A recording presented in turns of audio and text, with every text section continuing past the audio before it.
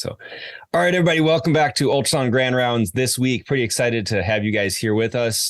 For those who are joining on, those 3,800 subscribers on the YouTube channel, welcome back. Thank you for continuing to watch our material. Hopefully you're finding some value, whether it be in the live real-time forum that we're doing right now or in the recorded forum that you're going to be watching as you're watching this right now. But whatever the case may be, thanks for being a part of what we do. And hopefully this is some helpful educational material. If you haven't yet subscribed, go over to our YouTube channel, MetroHealth Emergency Ultrasound. Hit the subscribe button if you have. Thank you. It really helps us out with some algorithm things that I don't terribly understand, but that's what we're say is supposed to happen. So anyway, with all that aside, let's turn to today's topic. We've been spending some time earlier this academic year talking about resuscitative things. That's been by design. We tend to talk about those things at the beginning of the year because they're kind of the big, heavy, interesting things. And so we're starting that transition away from, the trauma exam, the cardiac exams, and the nuances that we can do in that, and start looking towards some different things. So last week, Dr. Werner talked about the liver and the spleen and the gallbladder and pancreas and all sorts of good stuff like that. And we're going to definitely be hitting up some more abdomen later as we go through this year. But today, I'm going to transition our focus for today and probably for the next couple of weeks onto some lung ultrasound, right? So another one of those kind of peri-resuscitative type modalities, but also starting to look into one of those diagnostic modalities. So let's cut on over to today's topic of conversation, and that is going to be an introduction to lung ultrasound. And you may be asking, what in the world is this chicken scratch? Is this something you've drawn? And no, it's not one of my drawings. I happened to notice this on the island at our house the other day. It was a drawing that one of my kids made. And it was my second born, right? He's 6 right now. And so he drew this interesting drawing. I have no clue who the caricature is of, but I asked him, what's that purple thing inside the body of this, whatever it is, this individual? And he said, that's the pink things inside you, right? It's those lungs, right? And you can kind of see the outline of a heart in the middle, and he's got that. So the mediastinum is established, and he's got the lungs on either side. And this was unprompted from me. This is independent of the topic of today's conversation, but I thought it was a spectacular cover slide for today's lecture as an introduction to lung ultrasound. So in honor of my second born, this will be introduction to lung ultrasound. And hopefully this is not a caricature of what he thinks I look like. I guess you could comment in the comments whether or not you think it ought to represent me or somebody else. But here we go. Let's roll. So today, in this topic of introduction to lung ultrasound, we want to hit kind of 3 main themes, right? And we have to alliterate those themes because it's not a perfect talk if it's not tri-pointed, right? And if it's not alliterated. So those themes that we're going to talk about is the patient, the probe, and the pathology. And those are representative words to talk about, who we're going to do this on, indications, things like that. The probe is going to represent, what are the logistics that we need to make happen, right? The machine settings and things like that to make ultrasound happen in the lungs. And the pathology is going to be an introduction to the different findings in the lung, right? And today's not going to be a standalone, comprehensive, all you need to know about lungs. We don't have enough really time for that. But it's really going to be set the stage for the next couple of weeks as we kind of pick apart a couple of these different aspects of lung ultrasound and really look through kind of how we can apply these to our different clinical environments that we're in, right? So, well, that said, let's dive into the patient, the first one, really. And as we talk about the patient, we need to answer kind of one big question, and that is why lung ultrasound, right? And as we tease this one out, this is going to help us really understand some of the indications of where we might grab the machine and roll it over to the patient's bedside and start doing lung ultrasound. And so, obviously the main thing is, lung ultrasound, we have a concern about their lungs, right? And so if we think back big picture, what is point of care ultrasound?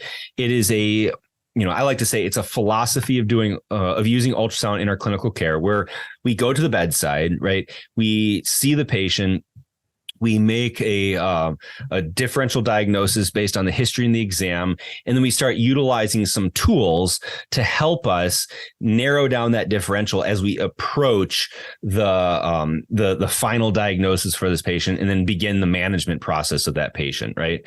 And so rather than being a consultative imaging thing where we say, like, show me all the things in this particular window, we are going to be using this tool as a very focused way of answering specific questions about the patients that are in front of us, right? And so when we think about lung ultrasound and then, by proxy, pulmonary complaints, we can break down the field of pulmonary complaints really into two major subheadings, right? And that would be symptoms that would kind of get us into this window, right? And the big one that I think is going to get us into the pulmonary ultrasound or the lung ultrasound kind of idea is this complaint of dyspnea or shortness of breath, right? The other one would be hypoxia, right? So it's going to be some combination of, man, I don't really feel like my breathing is right. I feel like I don't get enough air. I don't feel enough, like I'm ventilating my lungs well enough, right? Or my body well enough. And the other one is going to be, man, this number looks pretty lousy, right? Where sats are kind of down in the 60s, 70s, 80s. And there's something wrong with allowing us to get that oxygen from where it needs to be in the air, right? To where it needs to go, the bloodstream, right? And so when we take this dyspnea, we can add in hypoxia. In my mind, as I kind of break things down, and all of our pulmonologists who are on the call today are probably going to be like tearing their hair out and yelling at me like, it's more complex than this. But in my mind, I like to simplify things. And that dyspnea can come from either something intrinsic to the lung, right? It can come from something extrinsic to the lung, or it's a compensatory response to something else going on in the body, right? And so what I mean by that is something that happens in the lungs. We're talking about like our inefficiencies in being able to oxygenate through whatever material is causing that thing, right? So we have pneumonias or pulmonary edema or pulmonary fibrosis, or maybe even like a PE, like we're not able to have the lung do what it's supposed to do, right?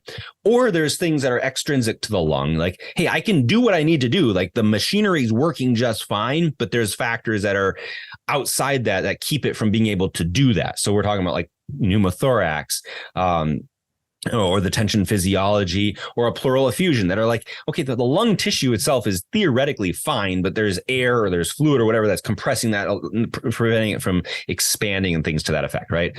Or there's the compensatory mechanisms of, man, my cardiopulmonary requirements are significantly greater than what I can actually provide with, my heart's ability to pump that through the lungs. And so, you're not getting the efficiencies that you need there. And so as we break down kind of the lungs, obviously we're going to be approached with, the thoracic cage where we have the bony structures, the cartilaginous structures that encasing that lung. And this is kind of where we're going to be looking with our ultrasound. And then as we kind of zoom into the microscopic level, that gives us kind of, we kind of remind ourselves that we have this whole pulmonary tree that then branches off into these alveoli. And then you have this whole capillary network and lymphatic network that are kind of put on top of those alveoli that allow for the efficient, removal of waste, addition of gases, removal of fluids. Like all these things are in kind of that microscopic view that make the lung function kind of as it's intended to function, right? And this is the ED doc's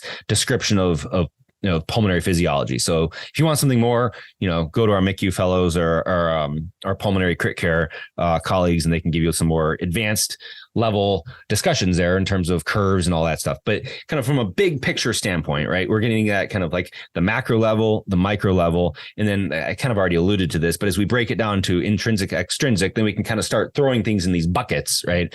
And so in the bucket of intrinsic, we have, things like pneumonia or pulmonary edema, pulmonary fibrosis, pulmonary contusions, like all these things that affect the tissue of that lung that are intrinsic to that lung that cause it to not work right, right? And that gives us that symptoms of dyspnea or the symptoms of hypoxia, right? And then obviously you have your extrinsic. We talked about these a little bit: pneumothorax, pleural effusions, empyemas, hemothorax, all this stuff.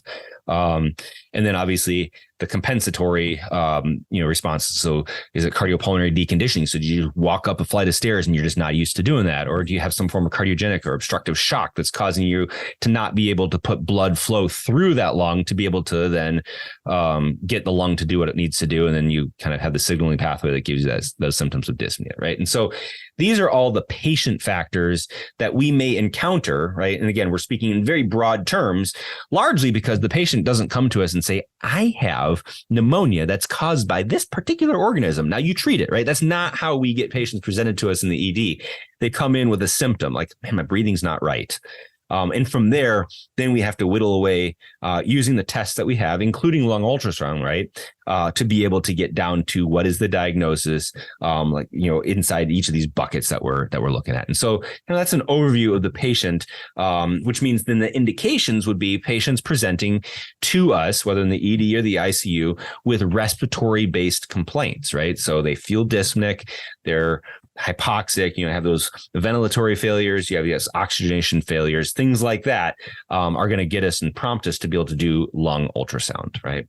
So that takes us to point number 2. That's patient, right? Now we're going to talk about the probe, or by probe, I mean the machine settings or things that we need to know to make the lung ultrasound happen, right? And we were just talking in an hour or so ago in our section meeting about the different phases of ultrasound and what the learners need to learn as they go throughout this process. And obviously you need to know some basic information that gets you into the game, right? What are the indications that are going to get you to be able to do this do this ultrasound?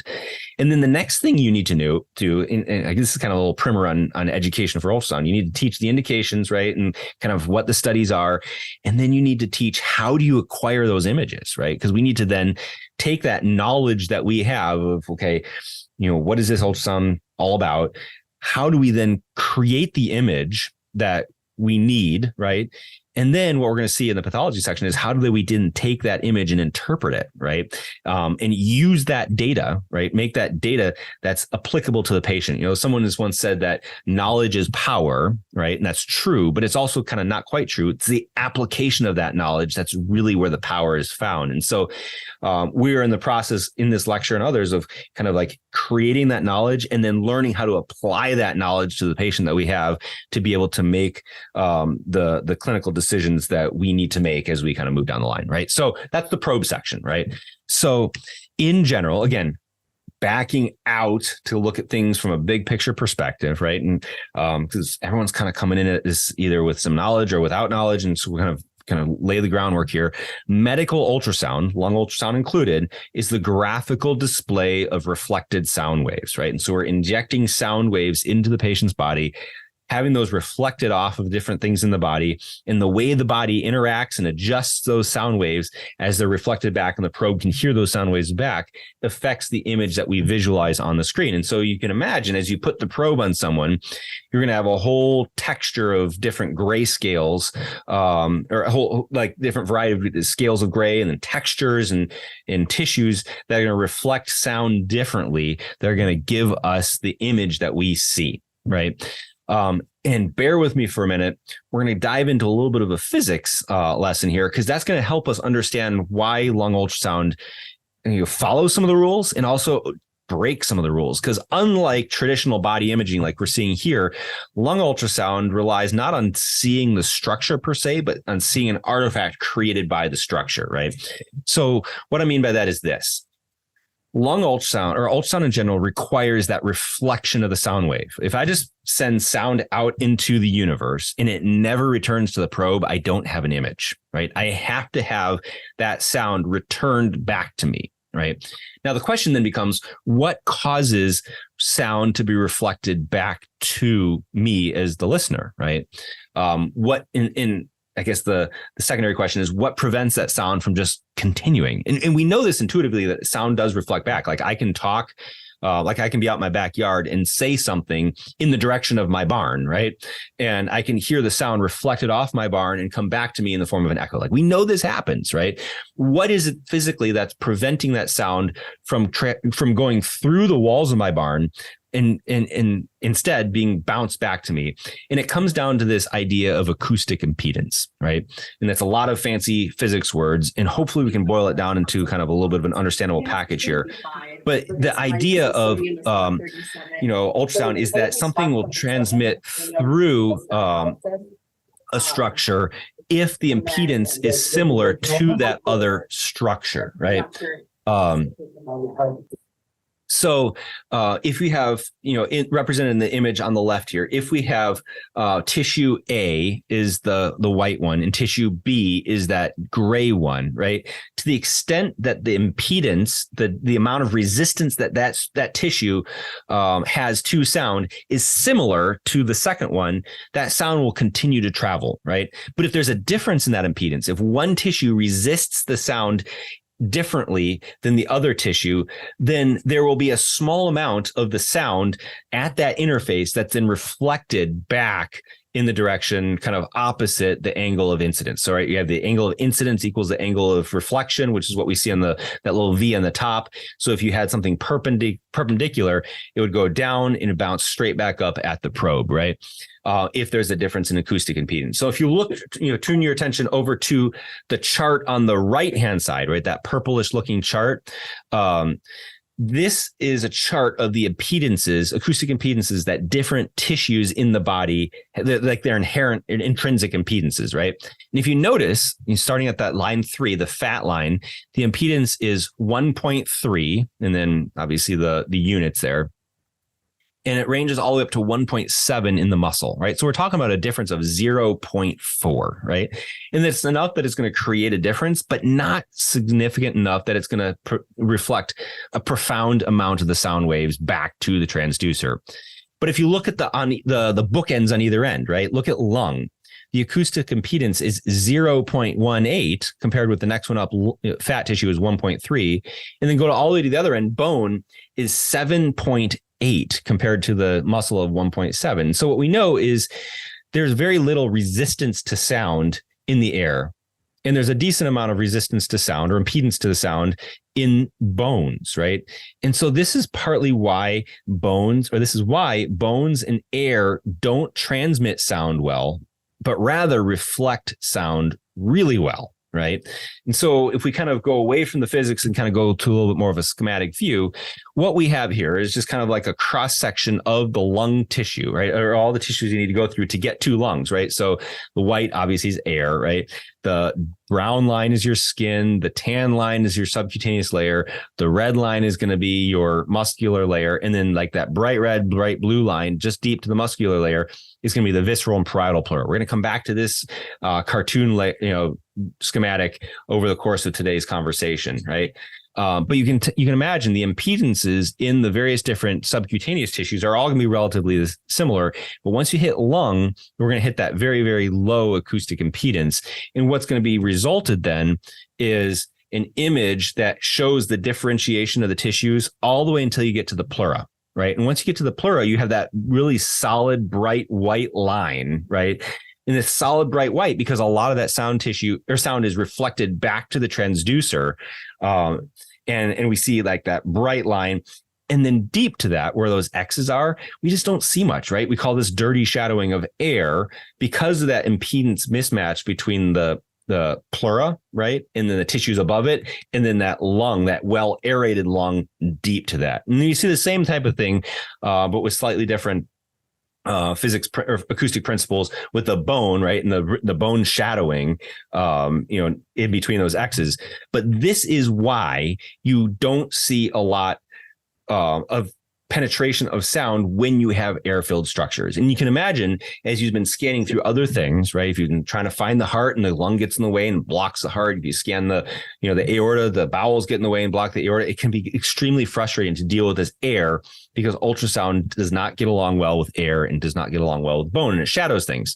Okay. And so this is what makes lung ultrasound unique, right? And as we think about it, right, this image is going to represent just kind of radiologists in general. And this is not a time to kind of badmouth radiologists because they are very smart people who do a very important job. But historically, radiologists have kind of written off lung ultrasound as it's just this black box because of this very principle of the shadowing. You cannot see what's going on in the lung, right? In fact, I had a conversation with my brother-in-law, who's a radiologist. And when I first introduced this idea of lung ultrasound, he's like, you are weirdo. Like, you ED docs are just cowboys and weirdos. Like, you just don't do this, right? But I think this reflects a little bit of a difference in how we look at the ultrasound, and then kind of how this whole idea of lung ultrasound has developed over the years. And so as we kind of move on to this image, right, this is a picture of Dr. Dan Lichtenstein demonstrating ultrasound.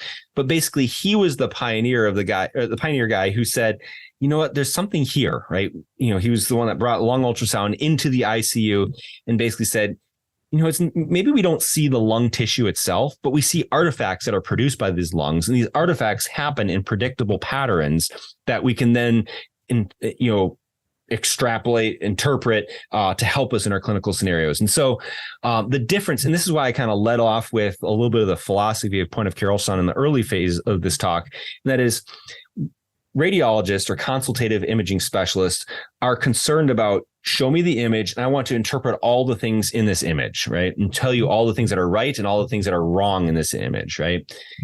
Point of care ultrasound specialists or point of care users say, hey, I have a clinical concern and I need to be able to help differentiate between a few different things here. I need some yes, no questions and answers. And so I'm going to use a tool, in this case, an imaging tool, to help me answer questions in a yes, no fashion that steer and guide my clinical decision-making down a certain route that can help me to kind of generate a set of therapeutics. And when I need more of that consultative, like what's going on with this patient, then we get the comprehensive imaging. And so with that philosophical difference in how we do this, then all of a sudden these artifacts become really important to me, despite the fact that I don't get to see all the lung parenchyma itself, right? And so that's going to be the fundamental basis for this lung ultrasound that we do. And we're going to start seeing that as we get to the third section here in a little bit of the different artifacts that we have produced by the lungs and how to then interpret those. But a few more things on machine settings that are going to help us as we generate these images. Number one, what transducer we use, right? Generally speaking, I say you can use whatever transducer you want, right? But the different transducers are going to give us different properties that allow us to see things in different ways, right? And so the linear transducer, it's a high frequency transducer. It's going to give us more detailed, high resolution images of the pleura, right, of things at that pleural level. I'm going to miss a lot of things that are deep in the artifact layer, but I'm going to see a lot of things very deep in a detailed way of that pleura. So if all you're worried is about something going on at the pleura, then your linear transducer is for you. However, sometimes I want to see kind of what happens to artifacts as we kind of go deeper into the body, right? Or deeper into kind of that, like what do artifacts do as I get more depth, right? And in that situation, a curvilinear transducer is the transducer for me, right? And so I may want to say, okay, I don't need all the details at the pleural level. I want to see something a little bit more. So give me the curvilinear, give me the phased array. And sometimes, like in a high intensity, time is critical situation, I'll just grab the phase because I can just switch from cardiac to lung to abdomen, all the same transducer, and not have to take the time of getting the machine to switch between the different transducers. So fancy way of saying whatever transducer you want, it's going to give you slightly different views of things, but it's going to all be able to kind of look at the lung since we're looking kind of at the pleura and the artifacts that are created at that pleural surface, right? So moving on from transducers, then the next thing we need to set is our presets, right? And so now pretty much every modern day point of care ultrasound machine has a lung preset in it, right? And so pick the lung preset because that's going to optimize things. And if you don't have that, which you probably should, but it means you have a really old machine, you basically want to turn filters off, right? So filters are the enemy of lung ultrasound because we want to see kind of the artifacts that are produced by the unfiltered image. So any form of compounding imaging, turn that off, harmonics, turn that off, things like that. In other situations, we want those, but in the lung ultrasound situation, we want those off, right? And the final thing with the patients is, okay, what is our protocol? Like, what is the algorithm that we're going to follow, kind of structure that we're going to do for this image, right? And so generally speaking, you can image in the the sagittal or long axis plane or the transverse or short axis plane. It depends on what you want, right? You definitely need to get your landmarks with the ribs. And so I generally start in the long axis plane and just scan up and down along the chest. And if I need to get a little bit more of a full view, I can turn transverse to go in the intercostal space, but generally start in the long axis plane. And then back in 2012, this document was published. This is the International Evidence-Based Recommendations for Point of Care Lung Ultrasound. And if you notice, there's a lot of big names in the lung ultrasound space. So Dr. Vopicelli, I've had a chance to meet him at a conference. He's a really nice dude. Dr. Mike Blivis, he's the third signatory on this one. He's one of the fathers of point of care ultrasound. Met him at conference. He's very smart.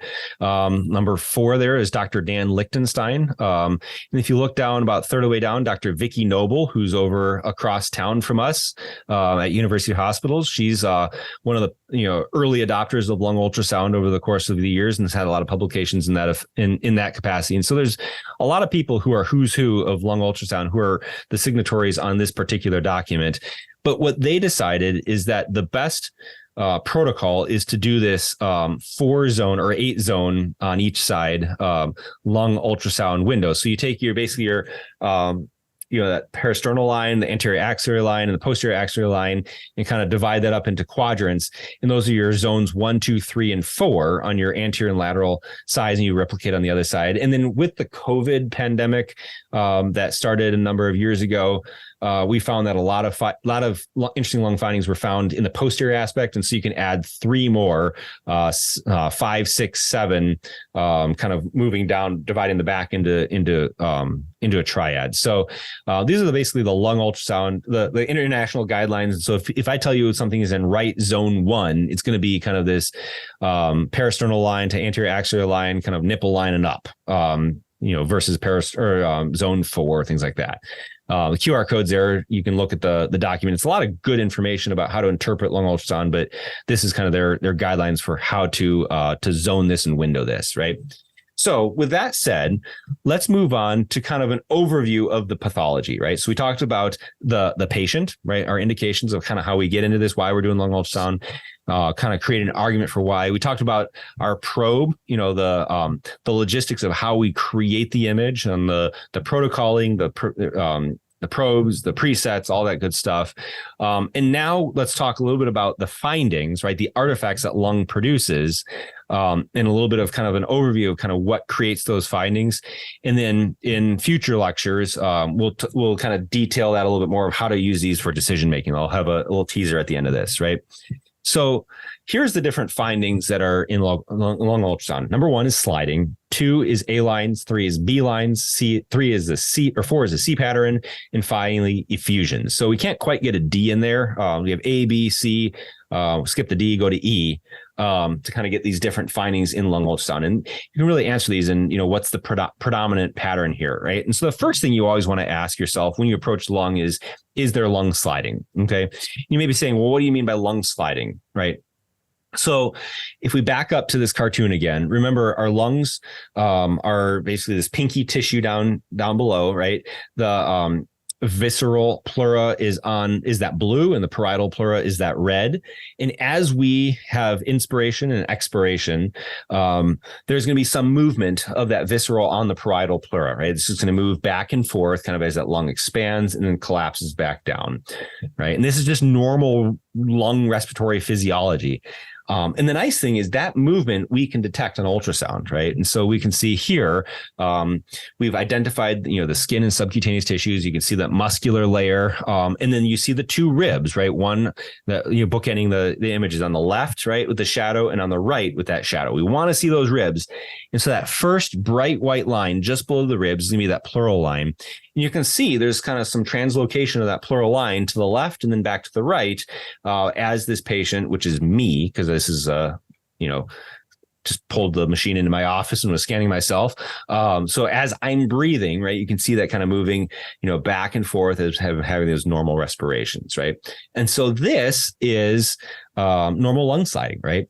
And so we would expect anywhere that you'd have that movement of the visceral and the parietal pleura, we'd expect to see that lung sliding back and forth, right? And if you don't see that, that is a problem, right? And so here's an example of actually, this is an example of using M mode to document the lung sliding, but you can say, you can basically we'll come back to that. Here's an example of the lack of lung sliding, right? So you can see the skin and subcutaneous layers in the near field, right? And those ribs in the shadows, and then that bright white pleural line, and there's nothing moving there, right? And so what this tells me is that there's no movement of that visceral and parietal pleura, which could represent complete apnea, right? That theoretically could make this happen. But more likely, it's going to represent a separation of those two layers in the form of a pneumothorax, right? You could also see this. You can make an argument if you've had a pleurodesis and you've adhered that visceral and parietal layers to themselves, you could also see that. But most commonly, like I said, if you're expecting to see movement, if you're in a place where you expect to see movement and you don't see it, you're probably looking at something that approximates a pneumothorax, right? And then you can look around and find the edge of where that moves and where that doesn't move. And that's called your lung point, right? And this represents lung sliding. So the first question you want to ask yourself as you're coming to your patient is, do I have lung sliding? Yes or no, right?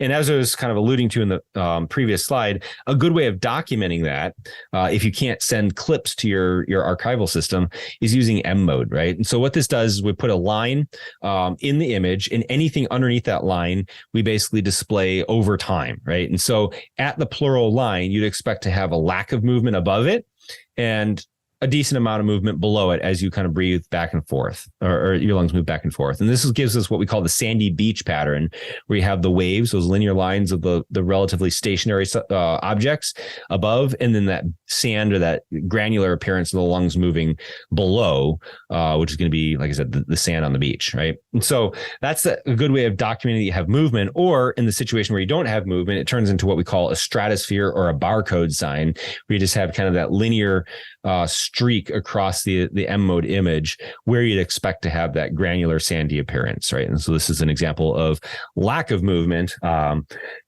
that pleural line, right?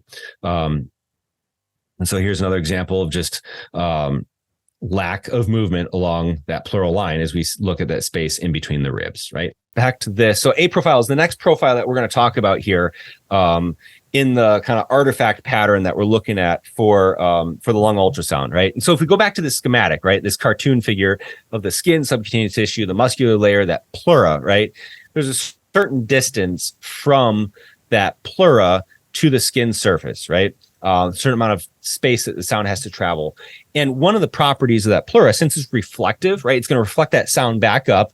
And then the probe itself is somewhat reflective. And so it's going to reflect some sound back down. You're going to have this bouncing of sound between the pleura and the probe, giving us an artifactual additional line deep into the lungs that represents a reflection of that pleural line, right? And this is called the A profile. So we have horizontal lines in the A profile. And you get this when you have your normal, well-aerated lung tissue. In fact, you saw this with the pneumothorax when we showed those images before, very pronounced A lines. And that was because there's nothing there to obliterate this artifact that was produced by the reflection of the sound between the pleural line and between the probe, right? And so you have that sound going back and forth, and it reflects, the first harmonic of that is reflected in the next line. The second harmonic of that is reflected in the third line, and et cetera, et cetera. And you can continue on down, right? And so this is A profile. And here's an example of A profile where that you have the skin and subcutaneous tissue, right? That first bright white line that you see is going to be the pleural line. And if you look at an approximately equidistant, and it's a little bit distorted here, but approximately equidistant space from the skin surface to that pleural line, you'll have another reflection of that pleural line. And this is an A profile. This is normal. And something that you will see kind of as you scan normal, well-aerated lungs, right? And so what that represents is kind of the filling of the alveolar tissue. And so this is a histology slide I found online. It just shows you kind of that normal lung tissue. It's very thin layers of alveolar wall, of capillaries, that are basically containing these large pockets of air, right? And this is just normal lung tissue, and something that you would find in a person, right? However, when you throw the complaint of respiratory distress, or when you throw the complaint of hypoxia onto that, now it's going to bring up a differential diagnosis for us of what are things that can cause this patient to have normal well aerated lungs, right? In terms of like having air in the lungs, but are also going to still continue to cause you to be symptomatic, right? And where I'm leading with this is things that are like obstructive disorders, right? So your asthma, your COPD are going to make you feel short of breath, right? You may get some wheezing out of it. You may get hypoxia out of it. And because it's not a problem with the lung tissue itself, like the actual, intraalveolar space, you're going to have this normal looking A profile in the lung, despite the fact that you got symptoms, right? And so that's kind of where I'm going with that one. And that's going to be contrasted with the next profile or artifact that we're going to see, and that's the B profile, right? And so the B profile is going to be something that we're going to see that is superimposed on top of the image that obliterates these A lines, right? And so this time we're going to start with a histology and kind of work our way backwards. So now let's do something to that lung. Like, look at this image. Like, this is significantly different than the histologic image that we saw a few minutes ago, right? And the most notable thing is that the alveolar, the interstitial space is a lot thicker, right? There's a lot more cellular debris in there. There's a lot more stuff in there. In that thickening of that the interstitial space, the intraalveolar space, is going to really change the way the lung reflects that sound. It does, in the artifacts that are produced by that sound, right? And so the B profile comes when we do things that cause thickening of this interstitial space, right? Now, we can imagine that there's a lot of things that can cause thickening of this interstitial space, right? Interstitial pneumonias, pulmonary fibrosis, pulmonary congestion from heart failure, pulmonary edema, that can all thicken that interstitial space and give this B profile, right? And so what am I gonna see with that one? Again, we go back to this cartoon image. We get our visceral and parietal pleura. That's kind of the surface that we see everything at. And the B lines, so this B profile, are going to be these vertical lines, right? This is the definition. The vertical lines that begin at the pleura and extend all the way down to the bottom of the screen, right? Now, one thing that you'll notice, and we'll kind of go over here and show some in real time, is they kind of look like flashlights in the dark or fog lights and things like that. They go all the way to the bottom of the screen. A very astute person will say, okay, fine, you show me some A profile image of lung sliding that have these teeny little icicles, but they don't go all the way to the bottom of the screen. Is that a B line? And the answer is no, because you're going to have a little bit of reverberation between the visceral and parietal layers of the pleura that causes just a little bit of an icicle that starts at the pleural surface, right? In order to be a B line, it has to go all the way to the bottom of the screen like we see here, right? Now, the other question that's going to come up is, well, okay, so fine, I see a B line. That must mean my patient has pulmonary edema, right?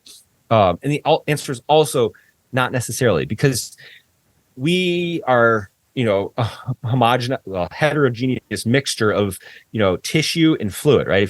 I think the stat is like our bodies are 70% fluid. And I think that's going to be a little bit less in the lungs because we got air in there. But we're not 100% air in the lungs. We need to have that interstitial space for some gas exchange. And so the interstitial space itself is going to create some little bit of B profile, right? And so in a normal person, you may have one or two B lines here and there in a well-aerated lung, but what you won't have is this predominant B pattern. And what you want to look for is, what's the predominant pattern? Like a B line is going to start at the pleural surface, go all the way to the bottom of the screen. And it's going to obliterate A lines. And so as we start stacking these things up, the A lines are suddenly going to start disappearing, right? They're just going to be covered up by the B lines. And now we go from a predominant A pattern to a predominant B pattern. If that ambiguity is hard, for you, which it is, right? The number that people tend to gravitate towards is anything that is 3 B lines or less per rib interspace is considered within the realm of what could be acceptable in normal physiology, right? Once you start adding B lines to the tune of more than 3 B lines per interspace, then that's the definition of what would be considered pathologic B lines in your particular patient.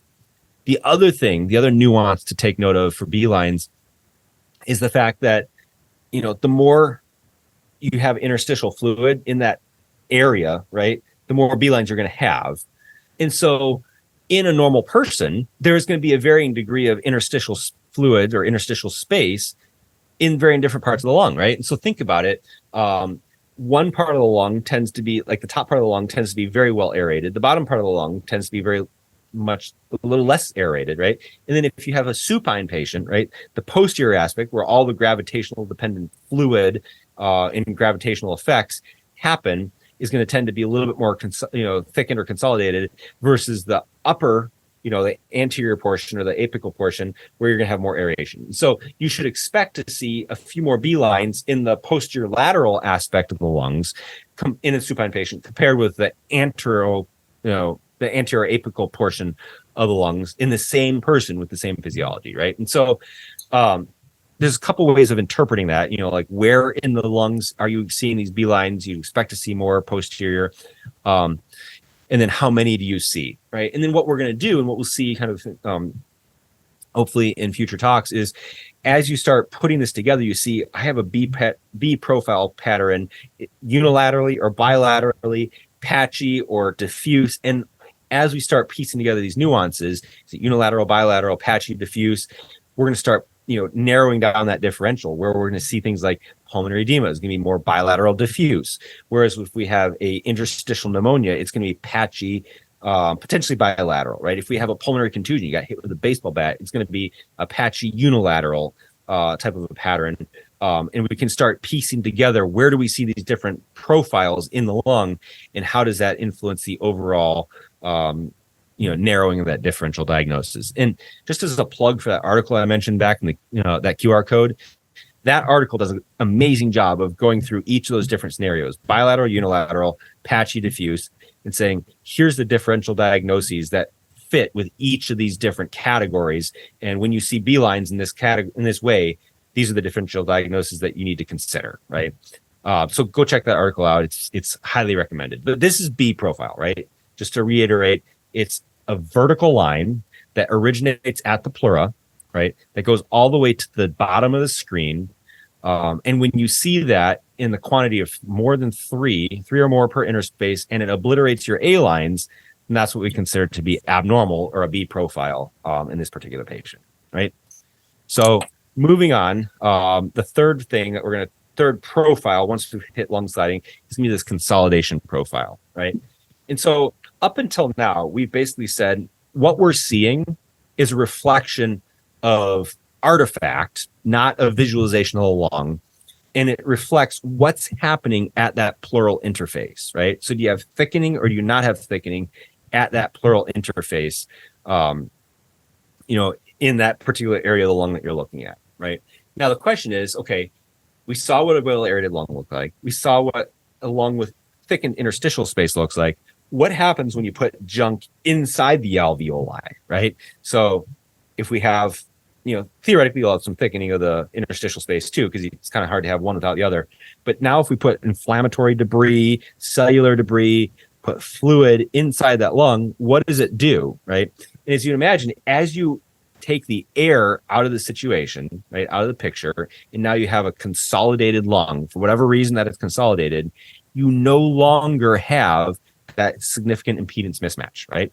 Now the tissue itself, that consolidated lung tissue, takes on the properties of a solid tissue, essentially. And so the impedance is going to rise into that 1 point something range. And so as we start consolidating the lung, we actually now start seeing lung itself as we do the ultrasound, and not just the artifacts that are created by it, right? And so in this image, right, we have the cartoon, right? This blue triangle represents the consolidated lung, the stuff that's so filled with debris and fluids and things like that we've basically eliminated the air from that wedge of lung tissue.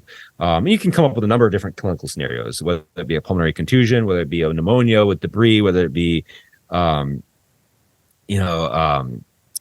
like a wedge artifact from a PE. And there's a lot of conversation about these small little consolidations that we saw in patients with COVID, right? Where you'd have these little, subpleural consolidations that you could see. But essentially what we're gonna find is a disruption of that smooth pleural line, right? We're gonna see a visualization, like a wedge visualization of lung tissue itself, right? And because there's a lot of thickening of the interstitial space in the penumbra of tissue around this wedge, we're going to see this B profile kind of surrounding this wedge. So those are the things that we're going to expect to see here. As we kind of look now into the sonographic cartoon, this is kind of what we're expecting to see in this image, right? And so let's go over here, right? These are some images that I found online to kind of help illustrate. But we see a lack of that smooth pleural line. You can see it looks like it kind of is arcing over there. And it looks essentially like one of my kids got a hold of a pair of scissors and took a piece of paper and just started cutting it up and shredding it up, right? It's called the shred sign, where you see that smooth line goes away and you see kind of a little bit of that. It's not quite triangular, but that subpleural consolidation, that dark with the, where the arrow is, that dark speckled area where we're actually seeing lung parenchyma itself, and then obviously that reflective B profile that's going to be around it. And so we can do another image here where it's labeled. We can see this lung consolidation, that wedge-shaped consolidation where you have the actual sound penetrating beyond the pleura, right? And then around that, you have that hyper B profile kind of in that penumbra area where you maybe have some air in the alveoli still, but you have that thickening of the alveoli due to the inflammatory process that's going on in the whole area. And so this is the consolidation profile. And what you can do is you can use this to map where these consolidations are. And in a lobar pneumonia, you'll have just kind of this big, large area that's consolidated. In COVID pneumonia, you're going to have like these different patchy wedge consolidations kind of all over the place.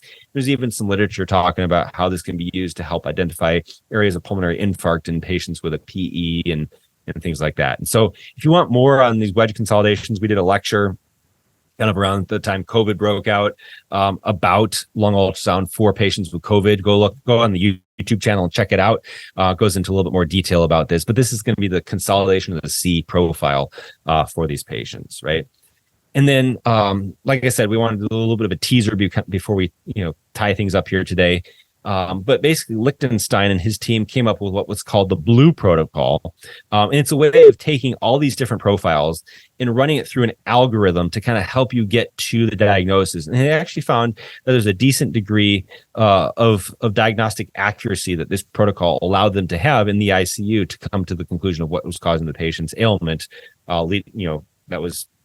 that they presented for with their respiratory distress. And so the first thing you want to do in this protocol is establish that there is lung sliding, right? Absent lung sliding, then you have to be worried about pneumothorax as the possible cause of their symptoms, right? But if you've established that there's lung sliding, then you want to look at what is their profile, right? Is it predominantly an A profile?